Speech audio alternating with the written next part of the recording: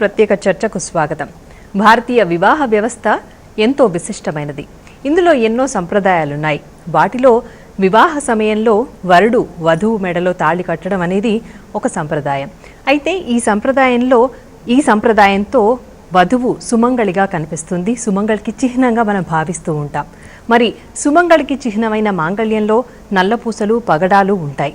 అయితే ఈ నల్లపూసలు పగడాలు తమ భర్తకు హాని కలిగిస్తాయని, తమకు ఏదో హాని కలుగుతుందనే పుకార్లు వెల్లువెత్తుతున్నాయి.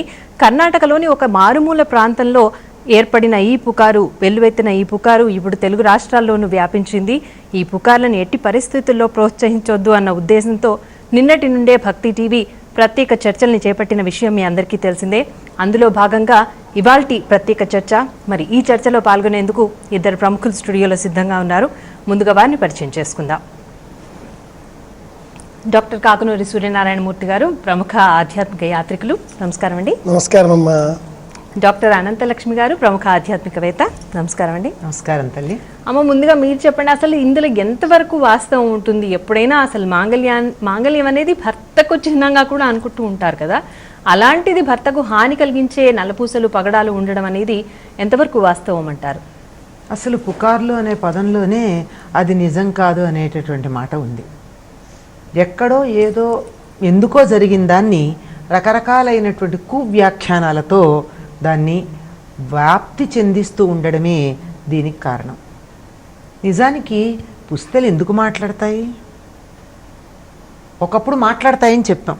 ఎట్లాగంటే చక్కగా మెడలో ఉన్నటువంటి మంగళసూత్రాలు ఒకదానితో ఒకటి తగిలి కదులుతూ ఉన్నప్పుడల్లా, ఇంట్లో ఇల్లాలు అడుగులు వేస్తూ ఉన్నప్పుడల్లా కాలికి ఉన్నటువంటి మెట్టెలు బరువైనవి పెట్టుకునేవాళ్ళు కనుక నేలకి తగిలి గల్లు గల్లుమనే శబ్దం, అలాగే కాలికి పెట్టుకున్నటువంటి గజ్జలు పట్టీలు వాటికి ఉన్నటువంటి మువ్వలు గల్లు గల్లుమంటూ, చేతికి ఉన్నటువంటి గాజులు గలగలమంటూ, మంగళసూత్రాలు కొద్ది వేగంగా కదులుతూ ఉన్నప్పుడు ఒకదానికొకటి తగిలి గల్లుమని శబ్దం చేస్తూ మంగళప్రదమైనటువంటి ధ్వనులను ఇచ్చేది.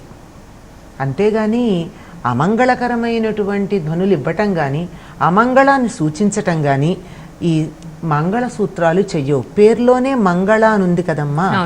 మంగళము అంటే శుభం కదా. శుభమైనటువంటి ఒక సూత్రం, ఒక సిద్ధాంతాన్ని ప్రతిపాదించేది మంగళసూత్రం అయినప్పుడు దానివల్ల హాని కలుగుతుంది. ఎవరి క్షేమం కోసమైతే ఇది స్త్రీ తన మెడలో ధరిస్తుందో దానివల్లే అతడికి హాని కలుగుతుంది అన్నది ఊహకి కూడా అందనటువంటి మాటమ్మ. పరిపూర్ణమైనటువంటి అసత్యంగా మనం చెప్పవచ్చు. కాకునూరి గారు, మీరు చెప్పండి, అసలు మాంగళ్యంలో ఏ రత్నాలు ధరించాలి అంటారు?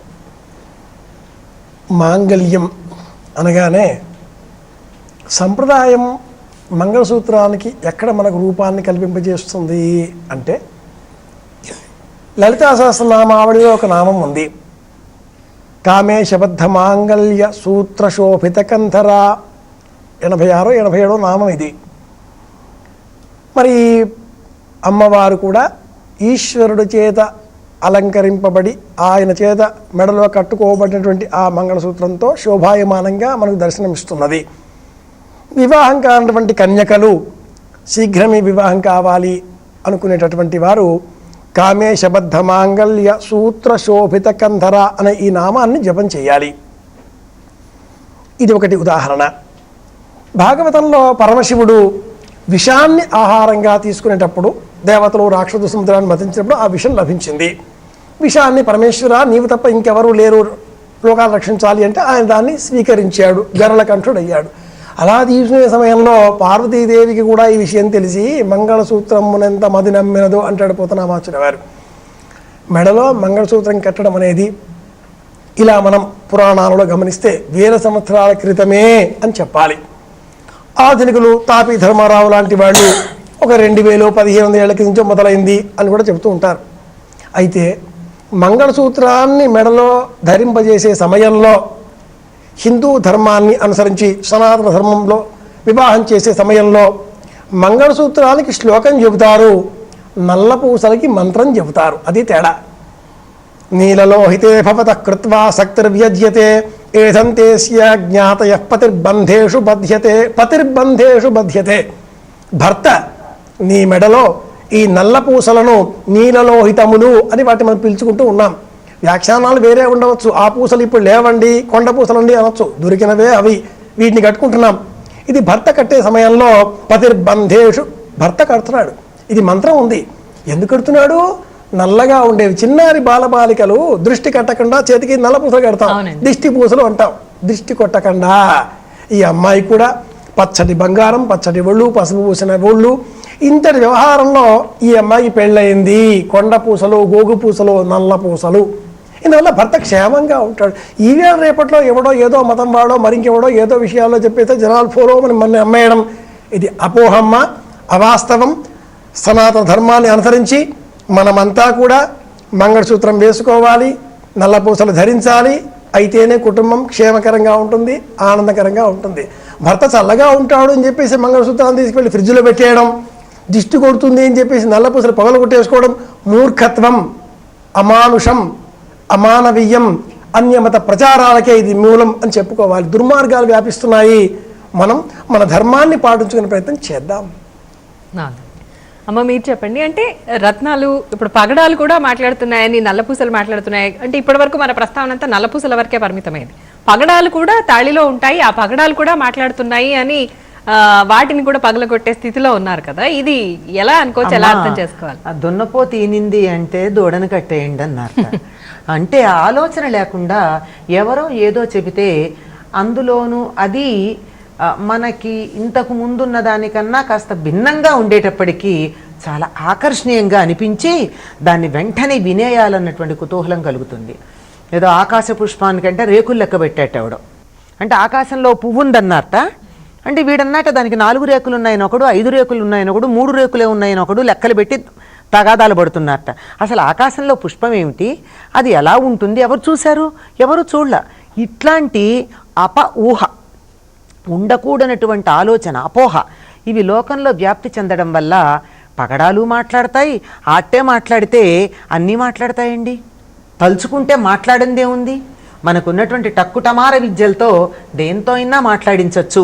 ఇది చాలా తక్కువ స్థాయిలో లేదు. అత్యధికమైనటువంటి ఉన్నతమైనటువంటి స్థితిలో ఉన్న వాళ్ళు చెట్లతోనూ, పుట్టలతోనూ, గోడలతోనూ, రాళ్లతోనూ, రప్పలతోనూ మాట్లాడించారు. ఈ 2 రకాలుగానే ఉన్నాయి. అంతేగాని ఈ మధ్య రకంలో ఉండేటటువంటి ఈ పిచ్చితనం అన్నది ఉందే, గొర్రెల మందలాగా అలా పడి వెళ్ళిపోవడమే తప్ప నిజానికి పగడాలకు పనేం లేదమ్మా మాట్లాడడానికి. ఇంకేం పని లేదు వాటికి. పగడాలను ఎందుకు ధరిస్తారు? నల్లపూసలు అన్నవి ఒక ప్రత్యేకమైనటువంటి దృష్టి దోష నివారణ కోసమో మరొకటో.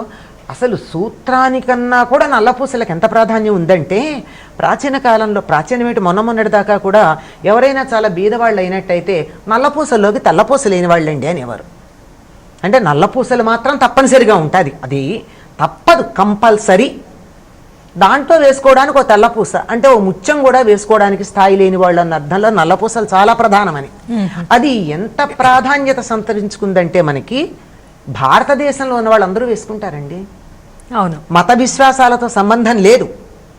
భారతీయులందరూ కూడా తప్పనిసరిగా ఆడవాళ్ళందరూ, ఈ దేశంలో ఉన్నవాళ్ళు, వాళ్ళు ఏ దేవుణ్ణన్నా నమ్మనిండి, ఏ విశ్వాసం అన్నా ఉండనిండి, ఏ ఆలయానికన్నా వెళ్ళనిండి, ఏ ప్రార్థనలన్నా చేయనిండి, ఏ గ్రంథాన్నన్నా పట్టుకోనిండి చేత్తో, వాళ్ళు మాత్రం అందరి మెళ్ళల్లోనూ నల్లపూసలు ఉంటాయా లేదా గమనించండి.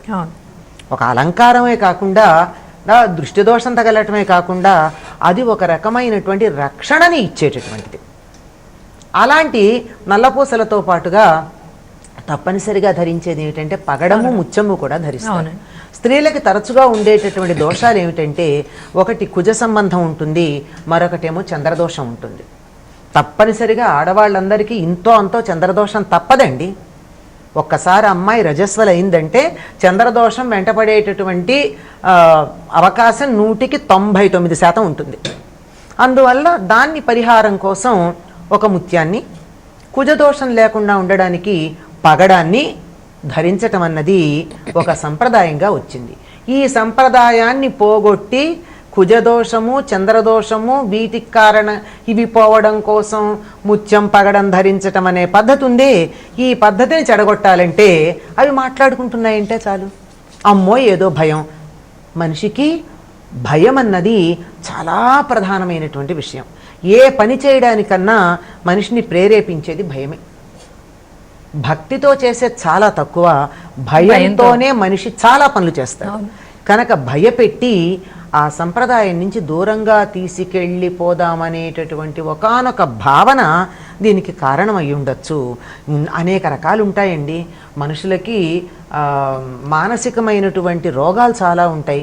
ఏవేవో శబ్దాలు వినపడ్డాయంటారు, నాకు కళల్లో ఏవో వచ్చాయంటారు, నాకు ఇంట్లో ఎవరో, ఇది మానసిక శాస్త్రవేత్తలు కూడా వాళ్ళు దానికి కారణాలు చెప్పి వీళ్ళు ఇలా భ్రమపడుతున్నారని. అలాంటి భ్రమలో ఎవరికన్నా ఏదో ధ్వని వినపడి ఇక్కడి నుంచి వచ్చిందని వాళ్ళు పొరపాటు పడి ఉండొచ్చు.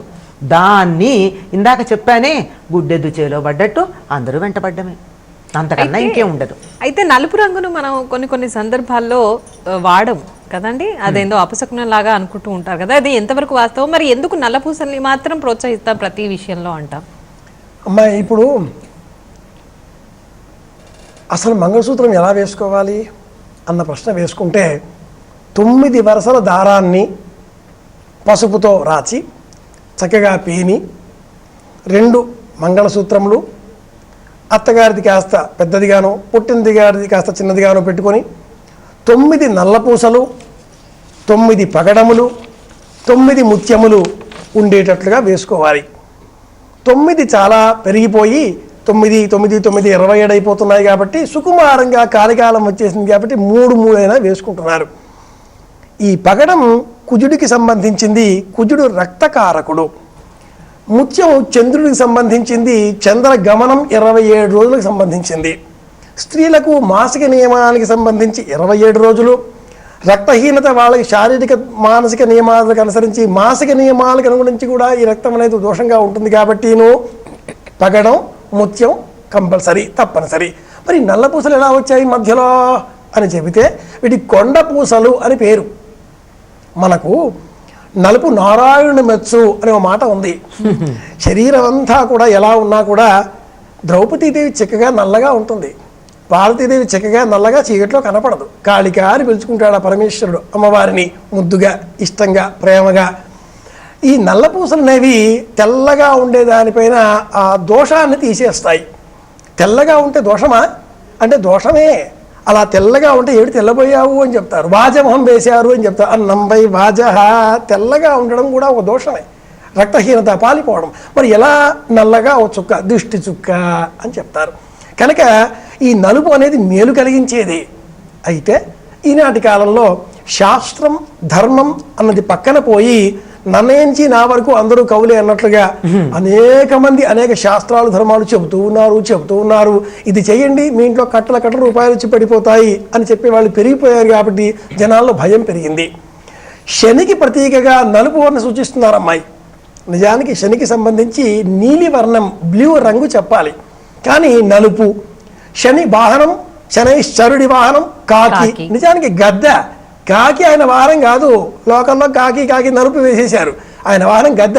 ఎలా అపోహలు వచ్చేస్తాయో, ఈ శనివారం నాడు నలుపు వస్త్రం దానం చేయడం, నల్ల కొంగడి దానం చేయడం, నల్ల వస్త్రాలు తీసుకోకపోవడం, నల్ల వస్త్రం దానం చేయడం, నలుపు శని ఇలా ఒక భయపెట్టడంతో కొంత లోకంలో మనం కూడా ఈ పాపాన్ని మూటగట్టుకున్న వాళ్ళలో ఒకళ్ళంగా అవుతున్నాం. ఇందువల్ల జనాలలో భయం పెరిగిపోయి ఎవరో ఏదో అన్నారు, నల్ల పూసలు తీసేస్తే అన్నట్లుగా. ఎంత పాపం అండి, అట్టా కొట్టేస్తున్నారంటే. ప్రేమ ఉండవచ్చు, మా వారు బాగుండాలి అని రాత్తో కొట్టేస్తున్నారు. కనుక ఇది అన్యాయం. మన ధర్మానికి, సనాతన భారతీయ ధర్మానికి, వైదిక ధర్మానికి, భారతీయమైనటువంటి స్వభావానికి వ్యతిరేకమైన, విరుద్ధమైన చర్యలు ఇవి. వీటిని మనం ప్రోత్సహించకూడదు. మన ఇండలో ఇందాక అక్కయ్య గారు చెప్పినట్లుగా అన్ని రాష్ట్రాలలో, 29 రాష్ట్రాలలో కూడా ఏ ప్రాంత ప్రజలైనా నల్ల పూసలు ధరిస్తారు, మంత్రపూర్వకంగా ధరిస్తారు. ఏ మతంలోనైనా కూడా, అన్య మతాలలో కూడా నల్ల పూసలు ఉన్నాయమ్మా, ఇవన్నీ కొట్టివేయడానికి వీల్లేదు. కానీ పిచ్చిలోకం అయిపోతున్నదే అన్న బాధతో పాటుగా ఈ మంగళసూత్రంలో పగడము, ముత్యము మాసిక నియమాలకు ప్రతినిధిత్వం వహిస్తూ ఉండగా నల్ల పూసలు గుణగణాదులకు ప్రతినిధ్యం వహిస్తున్నాయి.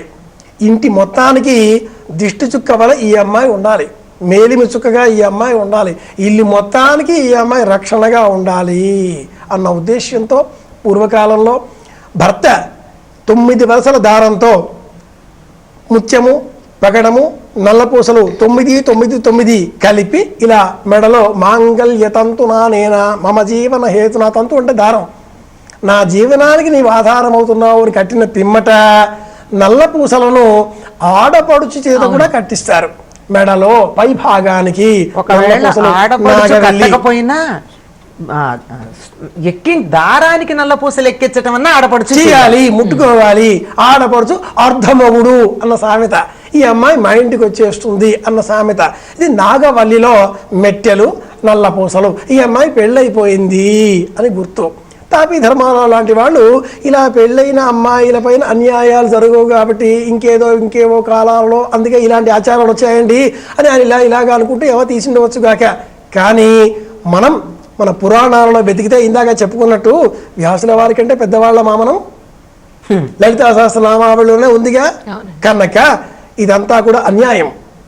మన సంస్కృతి పట్ల, మన ధర్మం పట్ల, సనాతన భారతీయ విశ్వాసాల పట్ల, సదాచారాల పట్ల వ్యతిరేక భావంతో ఉండేటటువంటి ఆధునికులు, అన్య మతస్థులు వాళ్ళ మత ప్రచారాల కోసమో, మూఢత్వం కోసమో, మూర్ఖత్వం కోసమో, ధనలౌభ్యం కోసమో, వ్యక్తిగతమైన కారణాల చేత ఇలాంటి అపోహలను సృష్టిస్తున్నారు. వీటిని మనం ఎంతమాత్రము సహించకూడదు. అలాగని ఊరుకుంటే, నిశ్శబ్దంగా ఊరుకుంటే ఎవరో వచ్చి మొట్టిపోతాడు అన్నట్లుగా ఊరుకోకూడదు. నిరోధించాలి, ప్రతిఘటించాలి, వ్యతిరేకించాలి. మన భాషలో చెప్పాలి, మీడియా భాషలో గోల పెట్టాలి అని. అమ్మ మీరు చెప్పండి. అంటే ఇప్పుడు చూస్తున్న దాన్ని బట్టి చూస్తే ఈ పుకార్లు అనేవి ప్రతి 3 నెలలకోసారి ఏదో కొత్త పుకార్లు వస్తూనే ఉంటాయి. దీన్ని మూఢనమ్మకం అనుకోవాలా, లేకపోతే మన వాళ్ళు ఎక్కువగా భక్తి తత్పరతో ఉన్నారు కాబట్టి దీన్ని అన్నిటినీ ఆహ్వానిస్తున్నారు అనుకోవచ్చా? ఏమంటారు, దీన్ని ఎలా అర్థం చేసుకోవచ్చు అంటారు? అమ్మ హిందీలో ఒక మాట ఉంది, ఆబేల్ ముజమార్ అని. మీరెవరన్నా కొట్టండి నేను సిద్ధంగా ఉన్నాను దెబ్బలు తినడానికి అన్నట్టు ఉన్నాం మనం.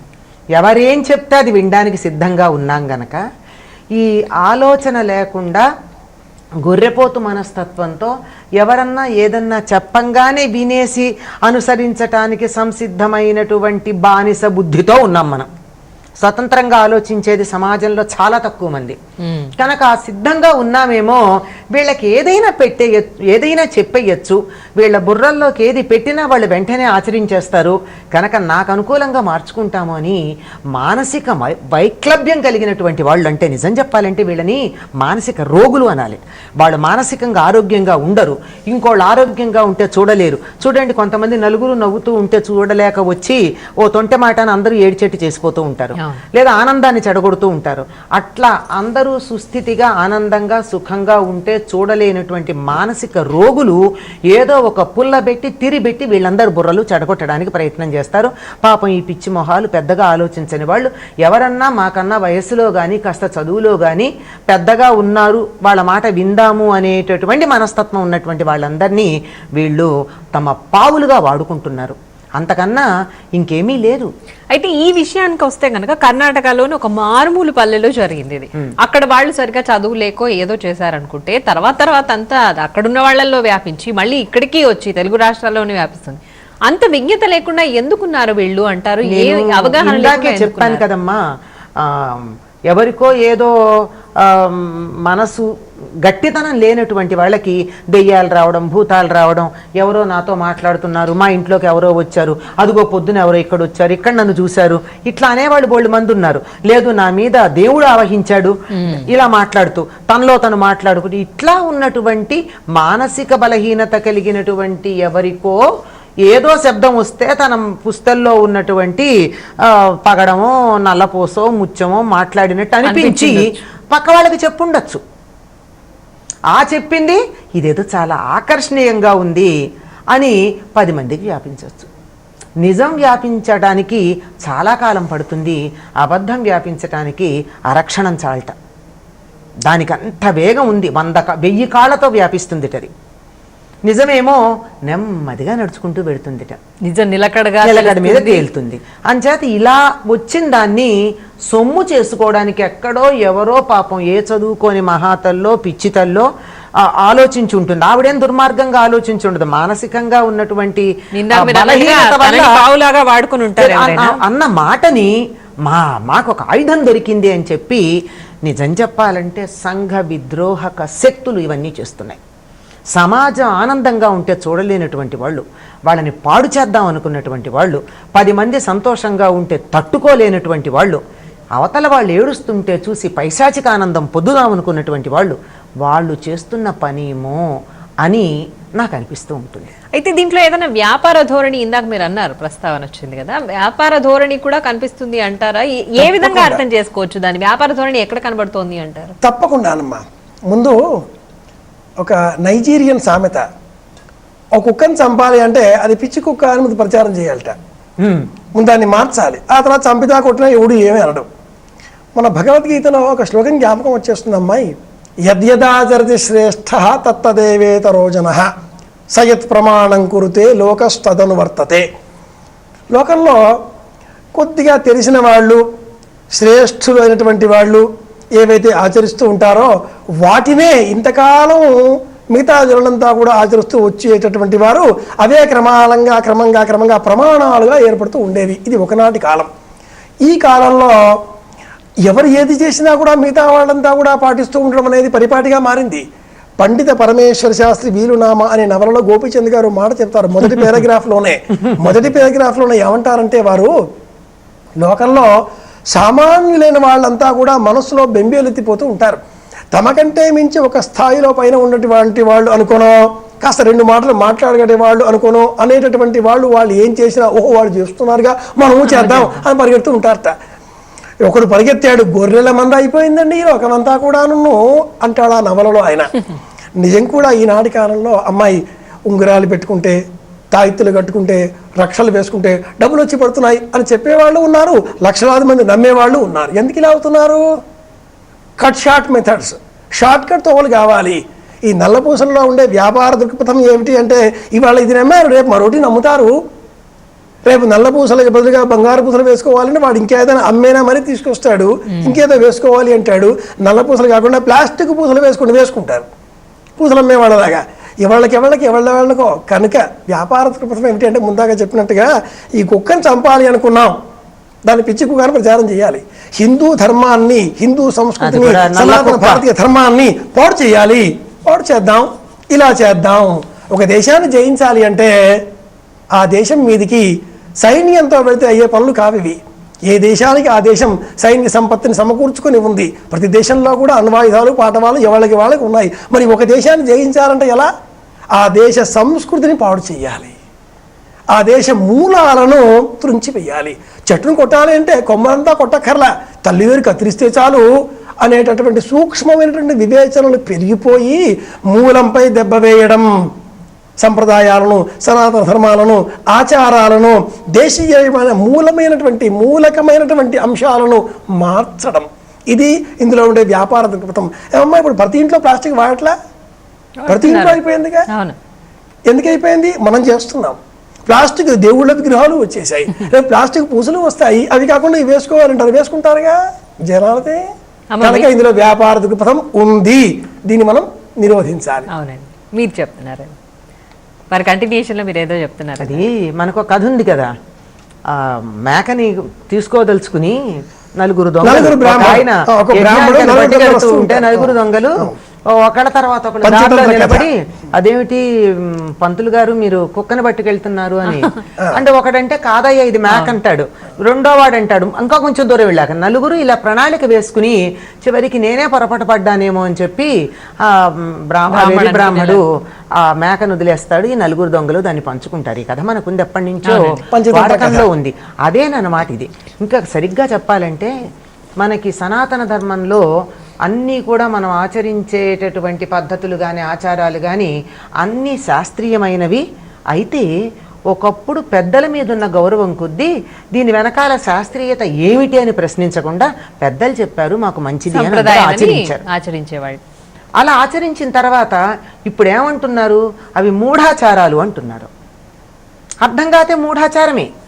కానీ ఇది తెలిసి తెలియకుండా ఎక్కడో ఎవరో ఒకటి మాట్లాడిందంటే అందరి మెళ్ళల్లోనూ మాట్లాడుతుందండం, ఇదంతా మూఢాచారం.